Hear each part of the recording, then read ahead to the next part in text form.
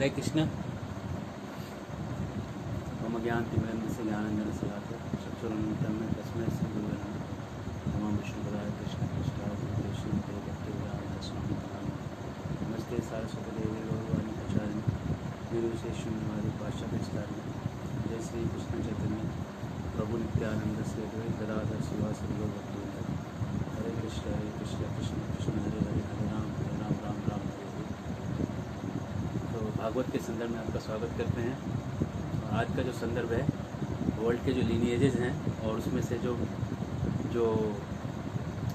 लोगों ने जो गायब कर दिए और हिस्ट्री जो तोड़ के मोड़ के मरोड़ के जो प्रस्तुत किया, उससे अगर आपको बाहर निकलना है, वर्ल्ड का रियल हिस्ट्री देखना है, तो 9th कैंटो आप जरूर पढ़िएगा। विस्तार में इसमें दिया हुआ है। तो पहले हम राम भगवान के बाद जो लिस्ट है वो दिखा रहे हैं। जय श्री राम। राम के बेटे हुए कुश, और कुश जो है अफ्रीका के स्कूल टेक्स्ट बुक में ये लिखते हैं कि दे आर कुशाइट्स, कुश के बच्चे हैं अफ्रीकन। कुश का बेटा था अतिथि,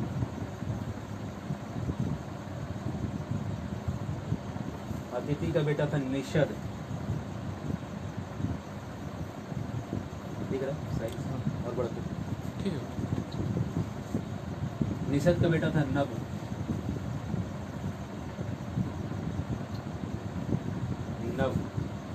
नव का बेटा था पुंडरीक, पढ़ रहा है नहीं। पुंडरीक का बेटा था, पुंडरीक के बाद मतलब मैं ऐसे डॉट्स मार रहा हूँ, मतलब इसमें फिर बहुत सारे। और इसका बेटा था यहाँ पे एक सीरीज के बाद हिरण्यनाभ,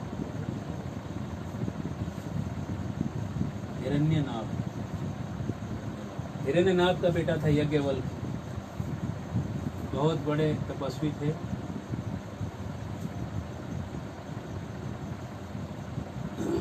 और यज्ञवल्क मुनि जो थे उन्होंने आध्यात्म विद्या पे उन्होंने निकाला कि कैसे आप मुक्ति पा सकते हैं पूर्ण रूप से। और यज्ञवल्क तो ब्रह्मचारी हो गए, तो हिरण्यनाभ जो थे इनका बेटा, दूसरा एक बेटा था, उसका नाम था अग्निवर्ण।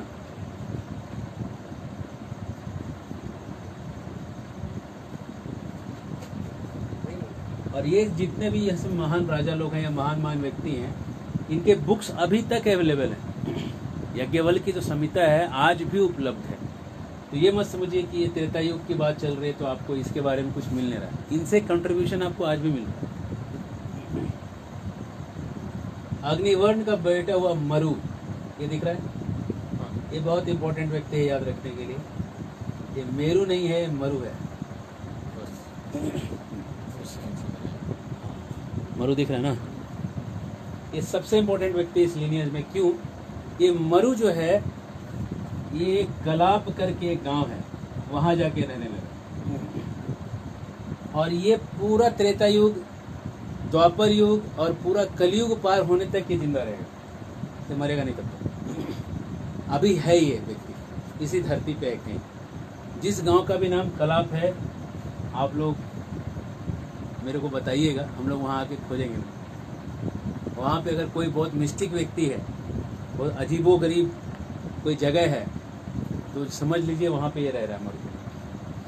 कुछ ऐसा मंदिर हो या कुछ अजीबो गरीब चीज़ें होती हो, उसमें अजीब अजीब सी घटनाएं होती हो, कलाप नाम का कोई गांव हो, है ना, छोटा सा टोला भी हो, तो और उसमें कुछ अजीबो गरीब चीज़ें हो रही हैं, मतलब इस व्यक्ति का वहाँ निवास है, ये रह रहा हो। और ये कलयुग के बाद में सूर्यवंशी राजाओं का भी लिस्ट खत्म हो जाएगा, और उसके बाद सूर्यवंश को वापस चलाने वाला ये व्यक्ति होगा, ये मरु। फिर इसके बाद यहाँ उसको मिटाना पड़ेगा मेरे को, उसको रिवर्स डालना पड़ेगा। मरु के बाद मरु से निकले डॉट डॉट, कुछ पीढ़ियों के बाद प्रसन्नजीत आए, प्रसेनजीत।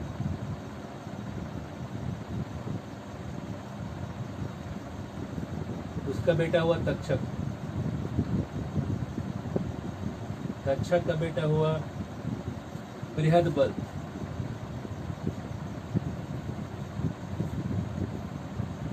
और बृहदबल को अर्जुन ने मारा महाभारत की लड़ाई। अर्जुन है चंद्रवंशी, बृहदबल था सूर्यवंशी। ये लड़ने गया था अर्जुन से और वहाँ पे अर्जुन से मार गया। तक्षक इसके बाद 31 पीढ़ियां जाने के बाद जो राजा बना उसका नाम था सुमित्र। और सुमित्र के बाद सूर्यवंश एंड हो गया। सूर्यवंश का एंड यहाँ। और मरु जो है वापस उसको रिवाइव करेंगे बाद में जाके। हरे कृष्ण।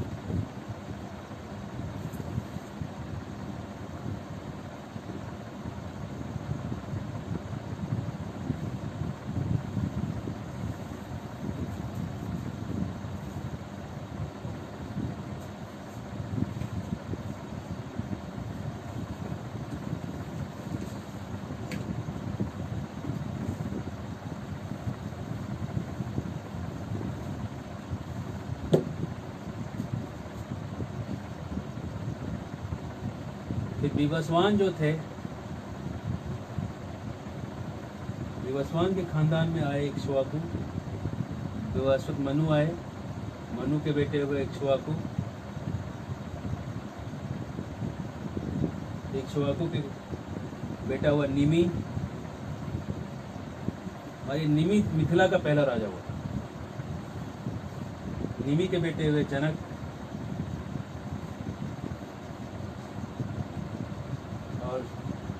के बाद ये खानदान जाते जाते फिर यहाँ के बाद सभी राजाओं को जनक कहने लगे।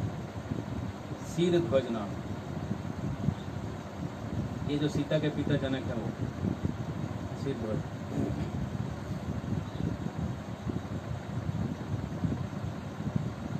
और इनके एक बेटा एक बेटी हुई सीता जी। और बेटा हुआ कुशध्वज। ये हम भागवतम से पढ़ रहे हैं। और इसके बाद कुशध्वज के खानदान में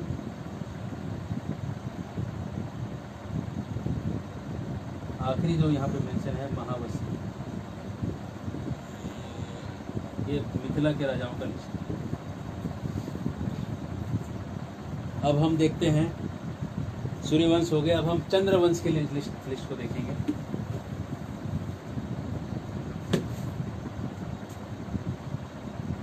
विष्णु से आए ब्रह्मा और ब्रह्मा जी से आए अत्रि। अत्रि के आंसुओं से अत्रि और अनुसुईया इनके पुत्र हुए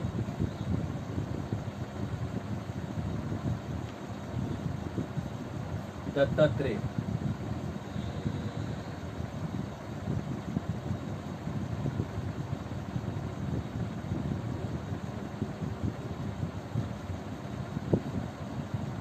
फिर सोम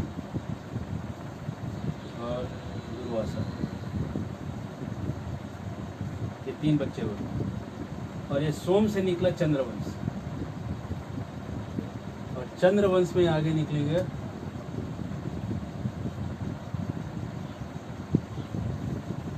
चंद्रवंश में राजा होंगे गाधी। आगे जाके बहुत सारे राजाओं का लिस्ट है। गाधी की बेटी होगी कौशिकी या सत्यवती। 2 सत्यवती है। और बेटे होंगे विश्वामित्र। कौशिकी का बेटा होगा जमदाग्नि।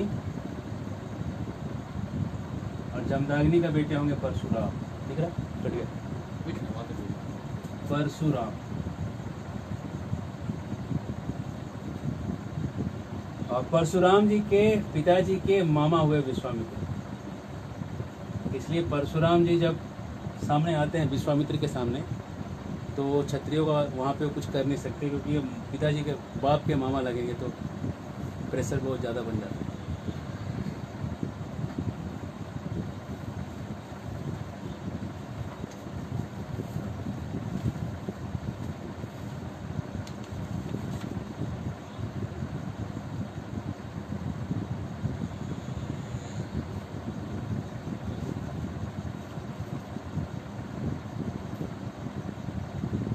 हरे कृष्ण। अब हम आगे बढ़ते हैं।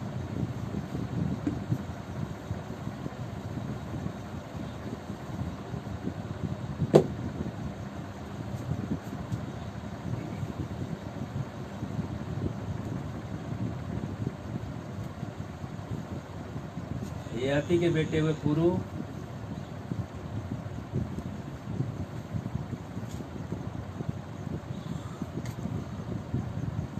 थोड़ा और ऊपर से पुररवा, पुररवा का बेटा हुआ आयु, और नहुस, नहुस का बेटा हुआ ययाति। ययाति के 5 बेटे थे, यदु, तुर्वसु, द्रुहु, द्रुहयु, अनु और पुरु। यदु के वंश में आए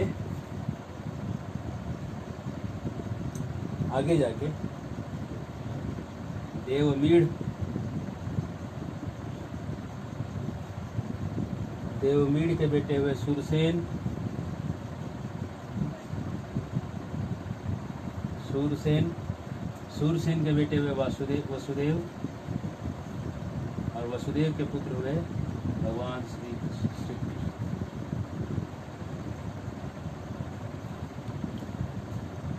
और वसुदेव की बेटी सुभद्रा, एक बेटा है बलराम, और भी आगे और भी बच्चे। सूरसेन जो है उसकी एक बेटी है, उसका नाम है कुंती, और कुंती से आया अर्जुन जो कि भगवान के भाई लगे, फुफेरा भाई, हुआ का बेटा।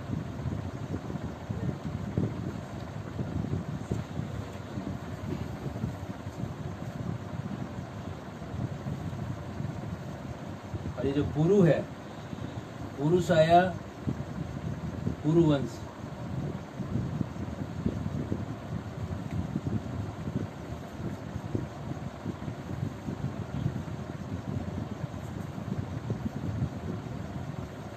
जो पूरा महाभारत का युद्ध हुआ ये पुरुवंश के कारण। हाँ, कट गया? नहीं कटा नहीं, थोड़ा लास्ट।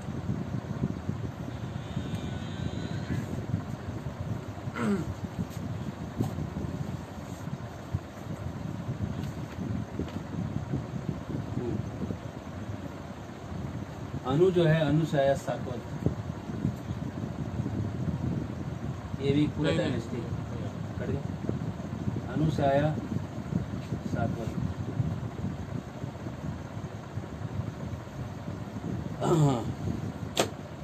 द्रुहु से आया ड्रुज, ये मिडिल ईस्ट के एक पूरे कबीले हैं। तुर्वसी से आया तुर्की,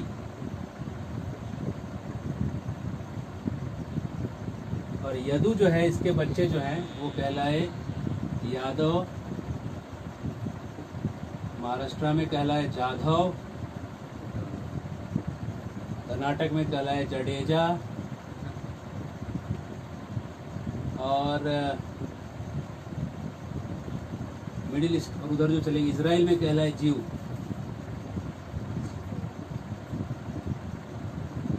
जीव कहलाए, ये सब एक ही है, जदू के बच्चे। अब बोले इतना स्ट्रांग स्टोरी कहाँ से निकाले? आप इसको पढ़िए, भागवत में ही दिया है।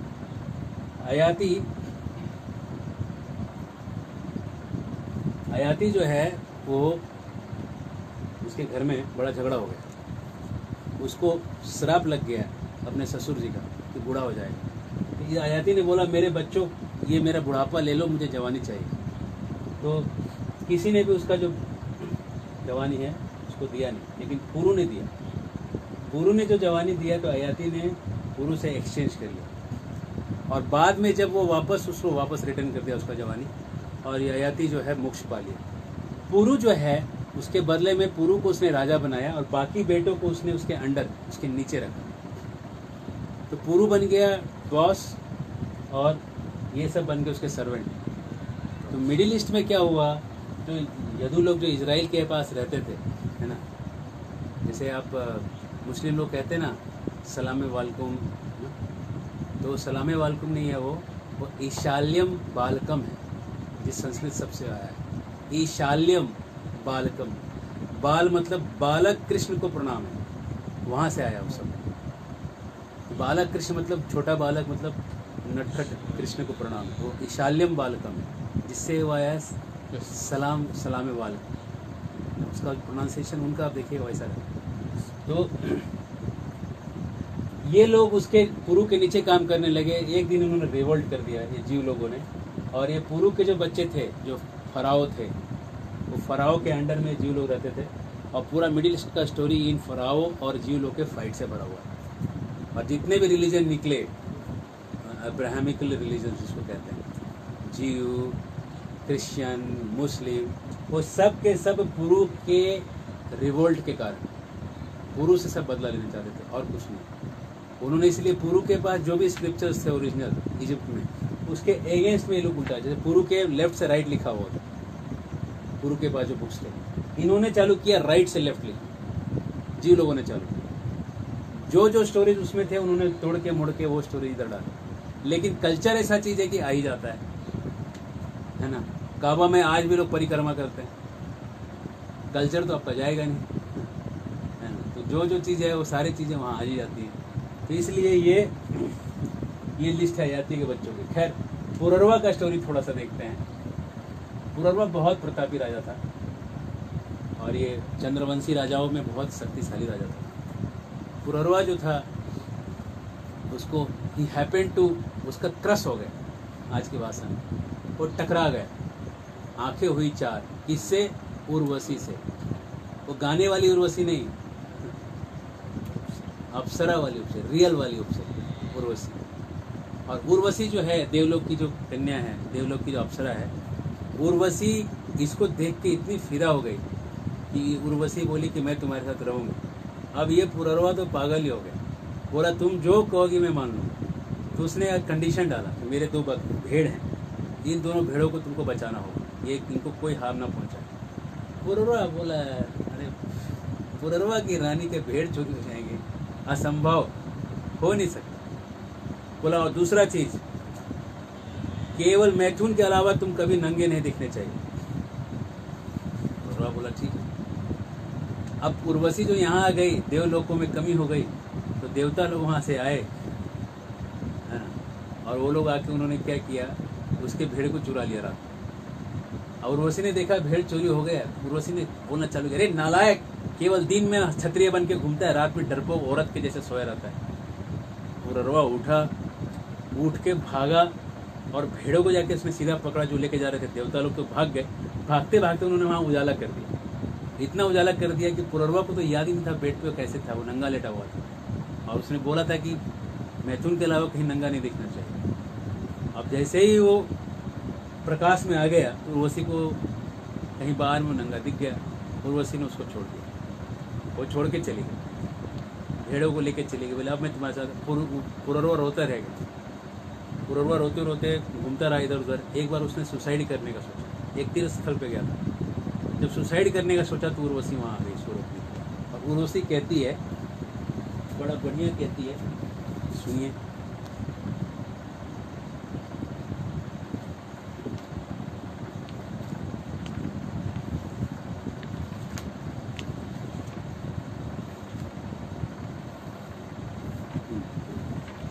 कहती है, माँ मृथा पुरुषो असि त्वं मां स्मत्वाधुर वृका इमे क्वापि संख्यम नवै स्त्रीणाम वृकाणाम हृदय में था। My dear king, you are a man, a hero, don't be impatient and give up your life, be sober and don't allow the senses to overcome you like foxes.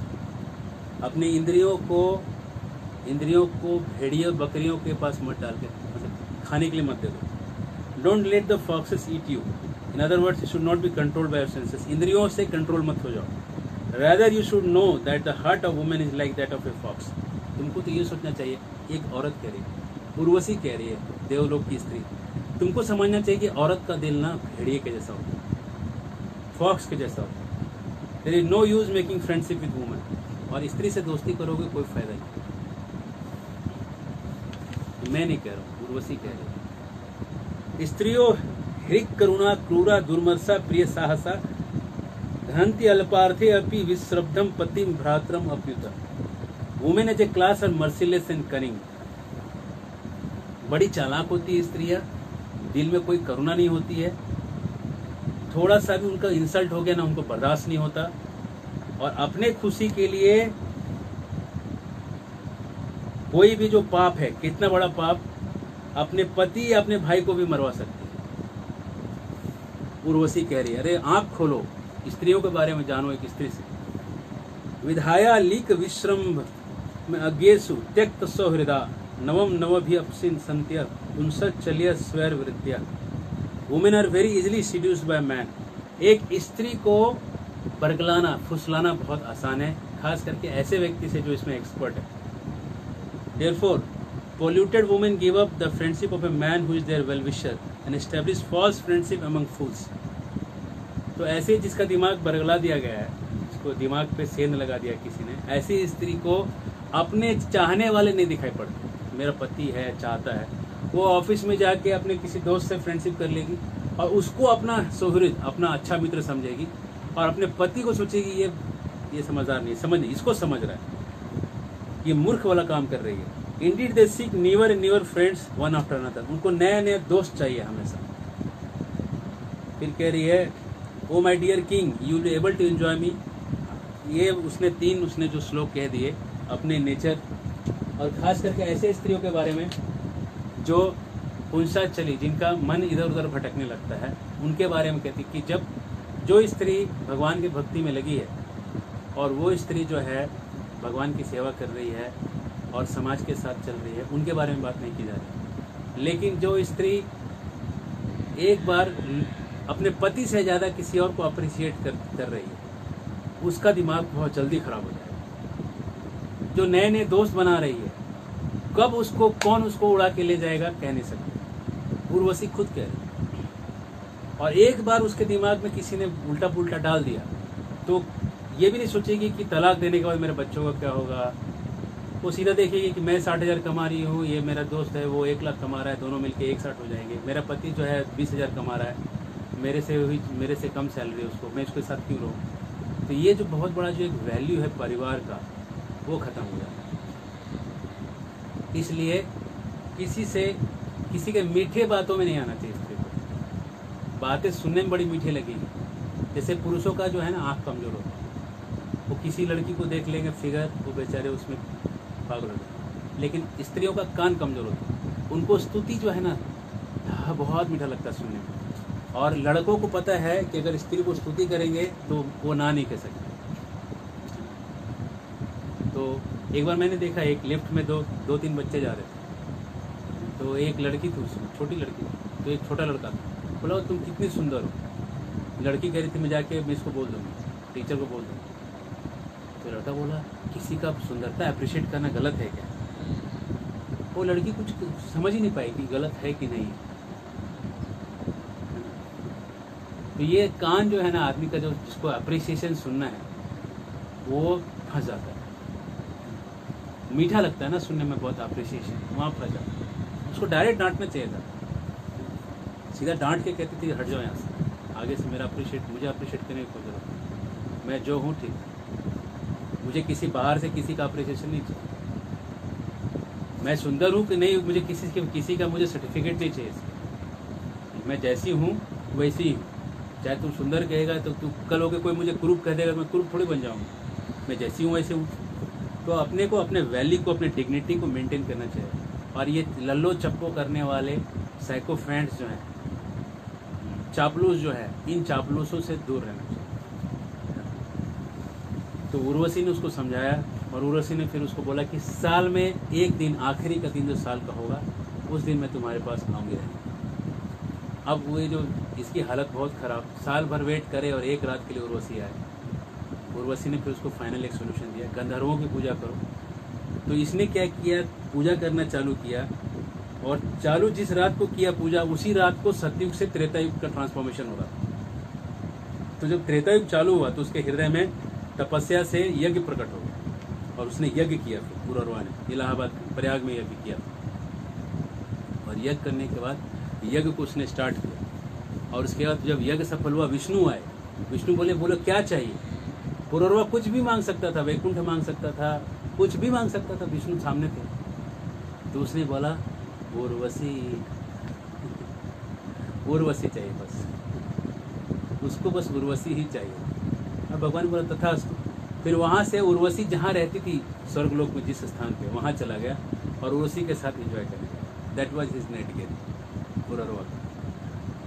और उर्वशी तो सामने ही कह रही थी कि नेचर कैसा चीज़ है, लेकिन कहते हैं कि समझाने से आदमी नहीं समझता। एक्सपीरियंस से समझता है नहीं, एक्सपीरियंस से भी आदमी नहीं समझता।